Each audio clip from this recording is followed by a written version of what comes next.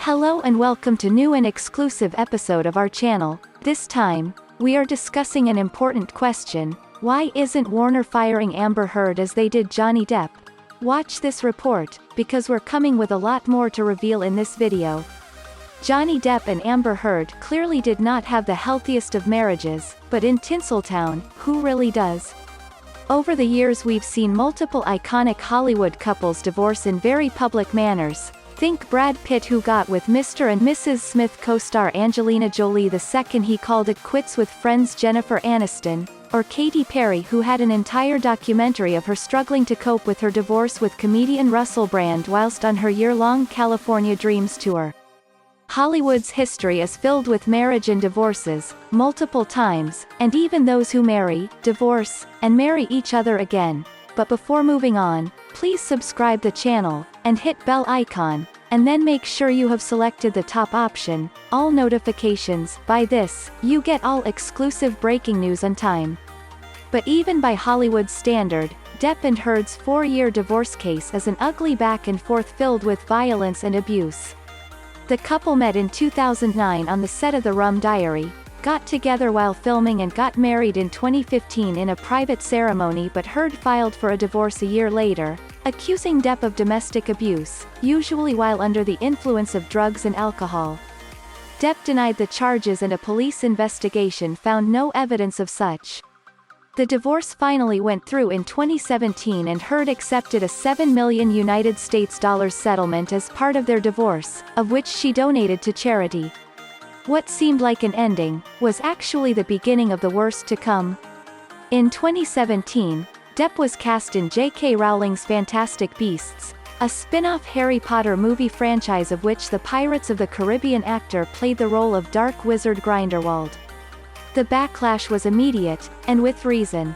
Hollywood has historically provided a platform for problematic male celebrities, even when their dark secrets are being put under a spotlight. Chris Brown still has a successful career despite assaulting Rihanna, while Woody Allen still remains a celebrated director-actor despite having a string of sexual assault allegations, including that of his own adopted daughter. It seems that no matter the crimes male celebrities have perpetuated, there will always be a spot reserved for them in the next big flick, the Billboard charts or the director's seat. Fantastic Beasts director David Yates and author Rowling defended Depp swiftly, pointing out that the police investigation and the joint letter Heard and Depp put out describing their relationship as intensely passionate and at times volatile, were proof enough that Depp was innocent of any wrongdoing.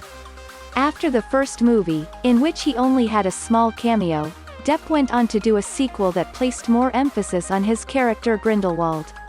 Shortly after the sequel's premiere, Heard published an opinion piece on The Washington Post speaking out against domestic violence and advocated for the #MeToo movement. In the same year, British newspaper The Sun published an article calling Depp a wife beater, and in response, Depp launched a libel claim against the newspaper. But after a grueling 2 years, Depp lost the case. In English courts, the burden of proof lies on the accused journalist, who has to prove that they weren't operating in bad faith and that their reporting was accurate. With The Sun accurately reporting Heard's allegations with proof, Depp failed to satisfy the British court. The loss caused a blow to Depp's public image and could have made Warner uneasy and nervous about continuing to employ him for the upcoming third installation of Fantastic Beasts. Of course, as you would have already heard, Depp was removed from the film, prompting many to ask, what about Amber Heard? So what about Amber Heard?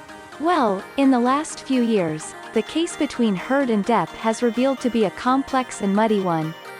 Whilst the public believe Heard, the female lead in Aquaman, to be a victim of domestic violence, we cannot ignore new evidence that suggests she was a perpetrator too.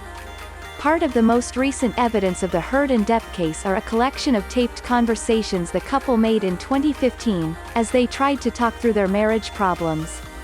The biggest revelation though is that Heard is heard confessing to physically assaulting Depp on several accounts, including throwing pots, pans and vases at the 57-year-old actor. In the leaked recording, Depp too admits that they each inflicted physical abuse on the other. He also admitted to pushing Heard, and Heard confirmed that she hit Depp, even warning him, I can't promise you I won't get physical again. To onlookers, this whole thing might seem like a whirlwind of conflicting accusations. Naturally, people are compelled to take sides that are informed by their own perspectives and biases, but it's critical to resist minimizing, demonizing or disregarding either of these accounts. Taking Heard and Depp's case for example, it is evident that we, as an audience, are inclined to cling to the idea of the perfect victim and the monster abuser. In a case where both individuals are toxic and abusive, it is a struggle to accept that both Heard and Depp are perpetrators as well as victims of abuse. It is necessary that we accept that in some cases, the binary does not exist, as it will allow us to better understand and address the dynamics of interpersonal violence. Society has yet to accept that women can be perpetrators. Whilst it is true that women are at higher risk of domestic violence, a whopping 1 in 3 women to be exact, society's inability to clearly recognize the difference between self-defense from instigating violence in males due to the gendered norms and stereotypes that we hold makes it hard for male victims to come forward. The audio does reveal that Depp is likely to be a victim of domestic violence, and to ignore the evidence is ignorant. Admitting that he was a victim does not negate that Heard was a victim too. And if Warner, the same studio behind Fantastic Beasts and Aquaman, can ask Depp to excuse himself, retire or leave the role, should they do the same for Heard too? It seems equitable that the two step down, for the sake of their own healing too, but it is much trickier than that. A studio can't typically break contracts with an actor unless criminal charges have been filed against them. Whilst the public opinion may have found Heard guilty of being abusive towards her former husband, the American criminal court has not.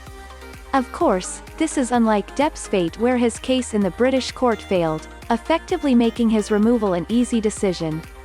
In fact, director Yates has set his eyes on Danish actor Mads Mikkelsen to replace Depp as Grindelwald for Fantastic Beasts 3. Unless Depp files a civil suit against Heard and proves to the satisfaction of an American court that she lied about him abusing her, or that she distorted his acts of self-defense as abuse, it is likely that Heard will remain as Jason Momoa's co-star in Aquaman 2. Depp and Heard may have both found themselves in an ugly divorce, but the two people are not relational to one another. It is clear that the angry mobs crying for Heard to be removed may not necessarily come from the intention of wanting to hold her accountable. Rather, the message is usually, an eye for an eye, or in support of Depp because they see the situation in a binary of bad woman versus ill-treated man. To forcefully demand Heard's removal largely ignores her experience as a victim. One should also sit back and reflect if Depp would still have been asked to leave Fantastic Beasts if he had won the case against the Sun. With the way Hollywood functions, the chances are close to zero. As such, should Warner choose to remove Heard from her role as Queen Mara, it should be because they deem her unfit for the role, as they have deemed Depp unfit to serve as Grindelwald. Hollywood is in need of change, and it is the onus of studios, producers, actors, directors, singers, models and people in power in the big glamorous industry to encourage change and enact change. And if change in Hollywood seems like a ways away, it is up to us as everyday people to be heard. Our power lies in deciding if Fantastic Beasts and/or Aquaman 2 are films to boycott, because whilst, "Why isn't Warner firing Amber Heard as they did Johnny Depp?" is a simple question to ask, it's not one that can be simply answered. Thanks for watching, guys. That is enough for now. What would you say about this hot story? Please comment down in the comment section. Thumbs up, and don't forget to subscribe, share this file story with your friends, and we'll see you next time.